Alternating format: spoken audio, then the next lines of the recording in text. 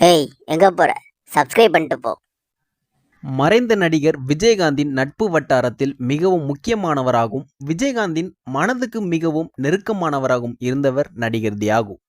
விஜயகாந்த் நடித்த பல திரைப்படங்களில் அரசியல்வாதியாக நடித்திருப்பார். அவருக்கும் விஜயகாந்துக்கும் நீண்ட கால ஒரு நட்பு உண்டு. விஜயகாந்த் சினிமாவுக்கு வந்த புதிதில் இருந்தே இருவருக்கும் பழக்கம் உண்டு. சமீபத்தில் விஜயகாந்த் மரணமடைந்த நிலையில் அவரை பற்றிய பல தகவல்களை தியாகு பகிர்ந்து கொண்டார். விஜயகாந்தை குடிகாரன் என சொன்னால் யாராக இருந்தாலும் உதைப்பேன். அவன் கடுமையான உழைப்பாளி, என்னுடைய பல வருட நண்பன் என்பதால் அவன் இவன் என சொல்கிறேன் என்றும் அதை மரியாதை குறைவாக எடுத்துக்கொள்ள வேண்டாம் என்றும் கூறினார்.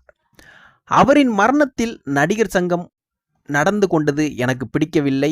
நடிகர் சங்கம் கடனில் இருந்தபோது மலேசியா, சிங்கப்பூர் சென்று கலை நிகழ்ச்சிகள் நடத்தி கடனை அடைத்து 1,70,00,000 இருப்பு வைத்தான். ஆனால் அவர் இருந்தபோது அதே நடிகர் சங்கம் ஊரிய மரியாதையே செய்யவில்லை. நடிகர் சங்கம் சார்பில் ஒரு மலர் வளையம் கூட வைக்கவில்லை. இதை சங்கத்தின் பொருளாளர் கார்த்தியே ஒப்புக்கொள்கிறார். அதனால் நடிகர் சங்கம் நடத்திய இரங்கல் கூட்டத்திற்கு அவர்கள் அழைத்தும் நான் கலந்து கொள்ளவில்லை.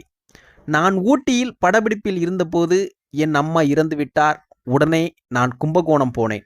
1 மாதம் படப்பிடிப்பில் கலந்து கொள்ள முடியாத நிலை. 4 படங்களில் நடிக்கும் வாய்ப்பை இழந்தேன். விஜய் எனக்கு ஃபோன் செய்து நான் வரட்டுமா என கேட்டான். நான் வேண்டாம் என்றேன்.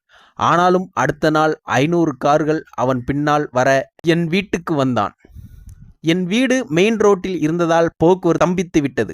எஸ்பியே என் வீட்டிற்கு வந்து விட்டார். என் நண்பன் மரணத்திற்கு வந்திருக்கிறேன், கொஞ்ச நேரம் காத்திருங்கள் என விஜயகாந்த் சொன்னதை அவர் கேட்கவே இல்லை. அப்போது ஜெயலலிதா முதல்வராக இருந்தார். காரை எடுக்க முடியாது என உங்கள் அம்மாவிடம் சொல்லுங்கள் என கத்தினான் விஜய். பிரச்சனை வேண்டாம் என சொல்லி அங்கிருந்து அவனை அனுப்பி வைத்தேன். அவன் உடல்நிலை பாதிக்கப்பட்டு வீட்டில் இருந்தபோது அவனை போய் பார்ப்பேன். என் கையை பிடித்து கொண்டு அழுவான். என் மீது அவனுக்கு அப்படி ஒரு பாசம் என கண்ணீர் மல்க பேசியுள்ளார் நடிகர் தியாகு.